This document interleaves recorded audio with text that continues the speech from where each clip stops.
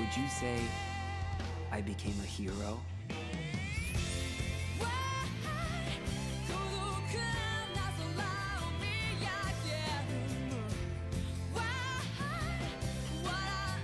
Okay. Okay. I almost didn't want to unmute the microphone. Jesus. It never gets easier seeing those cutscenes. Okay. So once we finish the credits, there might be a very small additional cutscene. And then after that, we're gonna get credit for completing the game on hard mode, which should give us the platinum trophy. So if you're new to Platinum Pursuit, if you're unfamiliar with the stream, well, number one, we always watch the credits for every game, because the credits, well, games are such an enormous undertaking that at the very least we can do is give people some credit for what they did. It's a miracle the games get made at all, honestly, considering the effort it takes. 83 platinum trophies. It took me a while. It took me a while. Hey, I don't have The Last of Us, so if you get that, that's one I don't have. So this is normally where I talk about what the experience was like. I'm recording right now. I'm at 32 minutes. Holy crap. Maybe I should shorten this a bit and not include like the entire ending cutscene. I don't know. I haven't decided yet. But here's what I have to say about Crisis Core. I'm sorry, Final Fantasy VII Crisis Core Reunion. 358 over 2 days, 1.5 remix, final mix plus.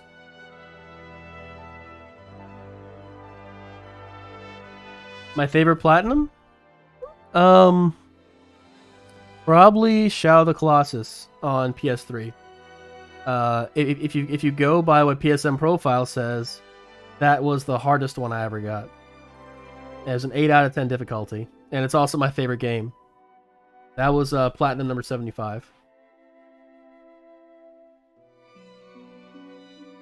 So when it comes to Crisis Core, I played this on the PSP when it was fairly new. I bought a PSP for this game. If you're wondering if you should play that version or this version, this is a better version. It might be a bit easier because you have a fully controllable camera with the right control stick, and on the PlayStation you didn't have that. You have shortcuts for materia now, when before you had to manually select materia in the middle of a fight. So it's a lot easier. This game is a lot easier. Because of that, hard mode is a lot harder than it was on the PSP. For example, the final boss of hard mode on the PSP has like double HP. Final boss on hard mode in this version has like 8 times the amount of HP. So that's kind of what you're getting into if you play it on hard mode. I had a blast playing this game. It is so much fun. Oh, is it coming?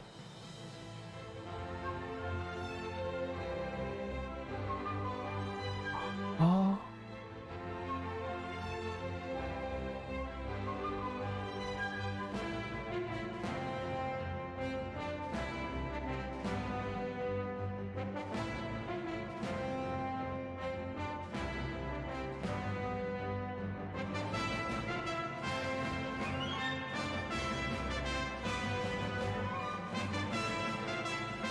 I gotta talk about this part of the ending credits. Okay, the ending credits are more or less a medley, a medley of like a lot of the tracks in the game.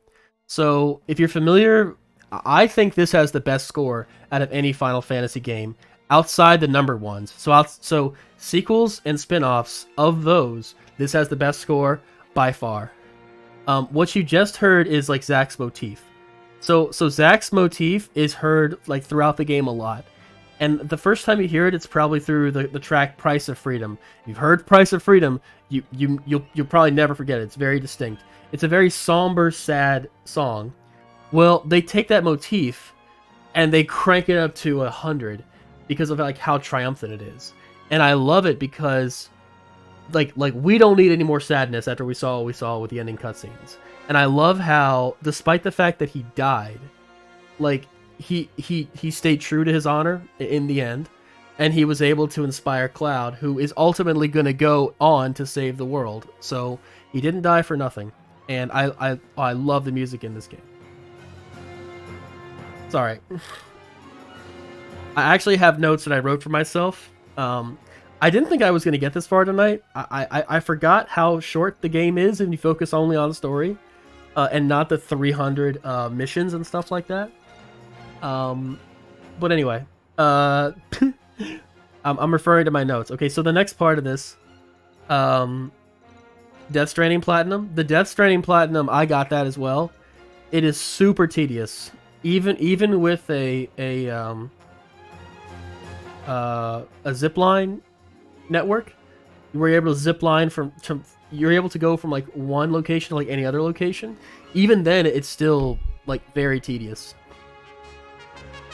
I almost wouldn't recommend a Death Stranding Platinum. You don't really gain much from the Platinum. It's just like 30 extra hours or maybe 40 extra hours just delivering shit. But Crisis Core. So the story, the plot of Crisis Core is a bit of a mess. The plot of Crisis Core is more or less a retread of the plot of Final Fantasy VII with regards to Sephiroth. A soldier first class finds out about the experiments used to make him and goes on a revenge spree that involves a scientist from Shinra. Like, it's more or less a retread of the Sephiroth Hojo storyline from Final Fantasy VII, with the added complexity of this soldier defector being able to make clones of himself. Which, I really wish there was a part in the game you actually saw him make a clone, so you can see like what it looks like. Because the way it is, they just like show up and they're like, oh, they're clones. Oh yeah, by the way, this guy can make clones of himself. And everyone's just like, okay, well that's normal. It's totally normal for a guy to make clones of himself. Okay. Yeah, the plot of this is kind of clown shoes. But the story is good. Like what actually happens in this game, the plot is very clown shoes. But like what the game is about, it's about honor, it's about courage, it's about ideals, it's about dreams, it's about what it means to be a human being. Like what it's about is okay. It's just that the plot is not super good and the writing's not super coherent enough to kind of like take those themes like where they need to be. What holds this game together is Zack. And I think the PSP does Zack a little bit better, mostly because of the voice acting. Rick Gomez, we didn't know what we had with Rick Gomez. We didn't know what we had. So, bottom line, in terms of gameplay, the Reunion is better. In terms of probably story, the original PSP version is better. Because Zack, like, holds everything together. Like, even in this game, he kind of holds everything together, but he is way better in the PSP version with Rick Gomez, my boy.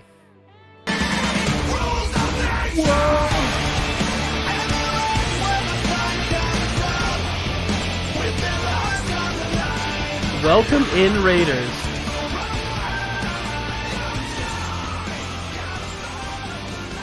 Do I just have to stay in one place?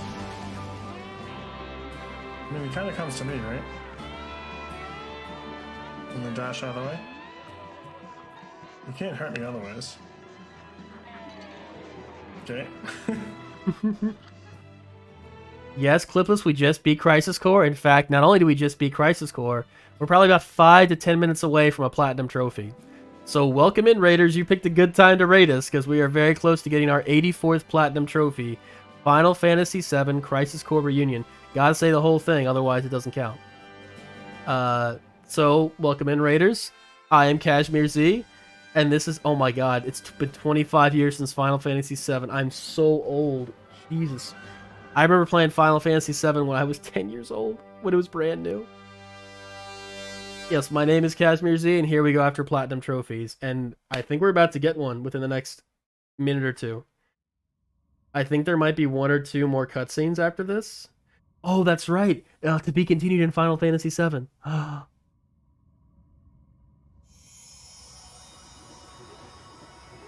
I was so pumped when I saw this on the PSP for the first time. I was like, I gotta go play Final Fantasy VII right now. Like, oh my god. This game's not that hard in hard mode. No, it's not. It's especially if you were able to beat Minerva on normal mode. This hard mode is not. It's like no sweat.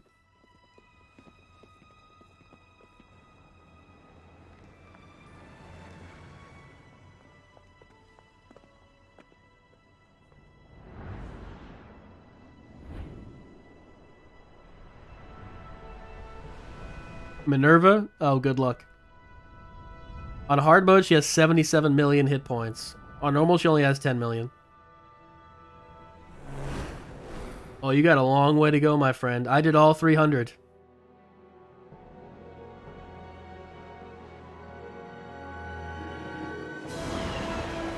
I didn't beat Minerva on hard mode. I beat her on normal mode. Yeah, on hard mode, she has 77 million health. Good luck.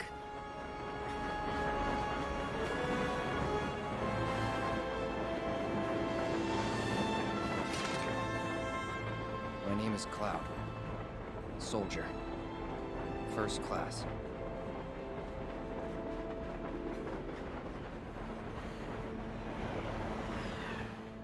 Oh, say it. Oh, say it. To be continued in Final Fantasy VII. Not the remake, but the original. Let's see it. Let's see it. Come on, baby. Let's see it. Soldier of Legend.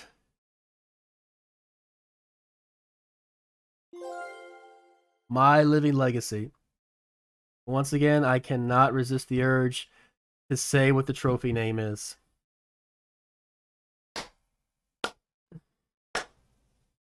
Platinum 84. Final Fantasy VII Crisis Core Reunion.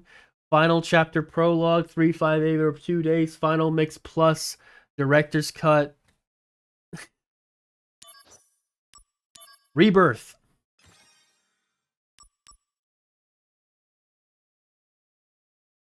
Yeah, 54 hours. I probably could have done it a lot sooner, but integrate. Oh, that's right. I forgot integrate. Hey, welcome in. All right. So normally, what I do is I talk about it a bit more, and I basically give like my kind of thoughts and feelings about this, and we'll let this play in the background. I'm only at 24. No, I have 30 hours left. I don't know. Because I stream it. When I stream it, I'll just like kind of stop what I'm doing and like talk about it, or stuff like that. I also almost never skip cutscenes, so that also contributes to a longer playtime. My first time on the PSP, I think I was around like 80 hours. Maybe it wasn't that long. Maybe like 50, 60. I don't remember. Anyway, where was I? Oh, the gameplay. The gameplay is pretty simplistic. There really is only one type of combo, and there's no aerial combos at all. You can't jump. So it's like very, very simplistic. But it's a PSP game, and the enemies, they don't move very fast. They don't really require a lot of skill or dexterity. What makes it really fun is the materia fusion system. Because every materia basically has one spell associated with it, you have tons of materia. There's a fire materia, a fire materia, a Faraga materia. There's probably more materia in this game than there is in Final Fantasy VII, and you can mix them together to make other materia. It's pretty cool. And it can also be really addicting because you're like, oh man, what's this gonna make? Oh, what's that gonna make? Oh, what if I level this up? Now what's it gonna make? It's a game for old school grinders, I guess. 84th plat was Warhammer 40k Space Marine. There's trophies for that? I've never played a Warhammer game. It seems like there's tons of lore behind it, but I've just like never played it. Oh, where was I? Okay, missions are addicting. So Clipless can probably sympathize. There's so many times where I was doing a stream and I was like, now one more mission. And I do the mission, and then unlock the next mission, and it would say like it would give you like an awesome reward. I was like, oh fuck, we got to do this mission. Before I knew it, it was like 10, 15 missions after I said one more mission. Now, even though the missions are pretty much all the same, they're short. They're so short that it's like, oh, one more isn't gonna hurt. The real bulk of this game is in the missions. The actual story mode isn't that long, which you might not realize that because you're going to be spending so much of your time playing missions, and you might do like one story mission for every like 15 or 20 missions you do. So when I'm playing through the game and just doing the story, it's a remarkably short game. I didn't, you know, well, I'm also one-shotting everything, so. Anyway, the missions can make you really overpowered. This might be the most overpowered you can get in a Final Fantasy game compared to like where you are at the start of it. Like, if you do everything, you absorb all elements, you're immune to every status effect, you have auto barrier and M barrier, you have auto regen, you have auto endure, which means you can't be interrupted, you have break HP limit, break MP limit, break AP limit, break damage limit, you have auto criticals, you have you can cast every magic you have twice, which can also break the damage limit, and you can even cure yourself twice. And that's just for starters.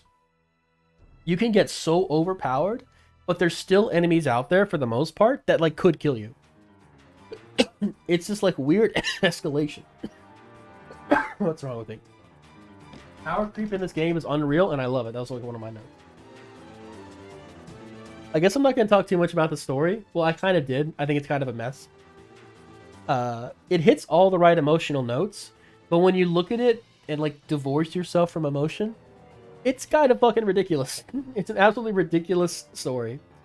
I think the original FF7 story is way better.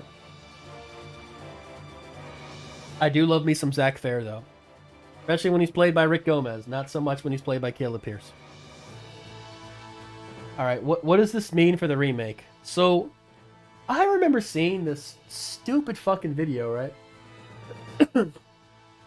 This dumb YouTube video talking about how, oh, you know, what does the ending of this game, how does it relate to the ending of FF7 Remake, where, like, Zack survives, whereas he dies in this game.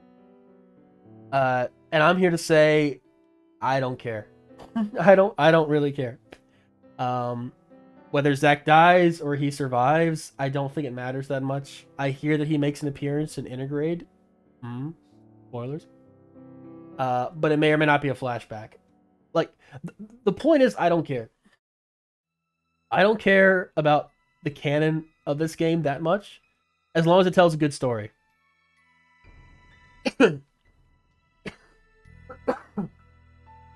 The hell? Maybe it's like really stuck in here.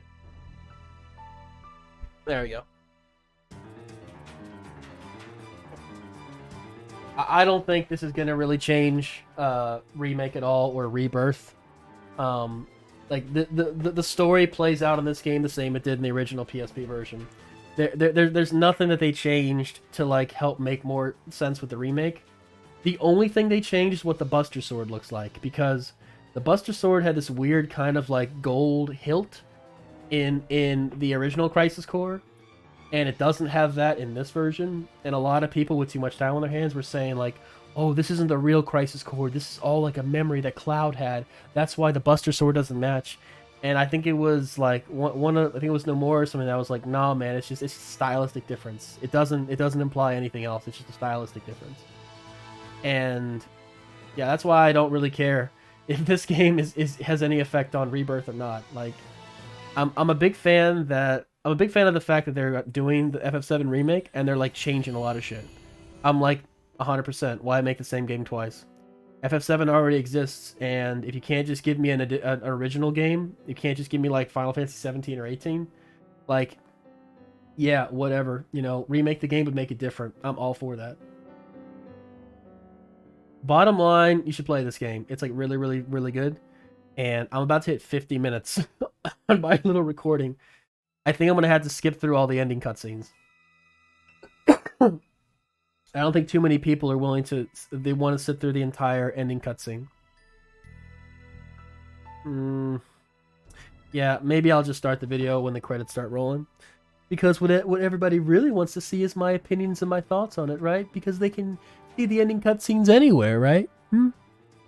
But when you come to the Kashmir Z show and the Kashmir Z channel, you want to know what I think, right? Because my opinion means more. Because I have a... Okay, I can't do this anymore. Alright, bottom line, you should play this game. It's very... the mission gameplay is very addicting. And it's kind of fun to see how strong you can get. And how much you can, like, one-shot the game's bosses. I'd say play it on normal, then play it on hard. Play it on normal, and if it's just way too easy, try to up the difficulty as much as you can. But to start on hard right away might be a bit of a encumbrance. More so than is needed. There's not a ton of skill associated with combat in this game. It really is just, hey, are you using the right elemental weaknesses? Are you using the right abilities? Are you leveling up your materia? Are you grinding when you can? Are you using overpowered accessories? But anyway, future Kashmir Z, you can stop it right here.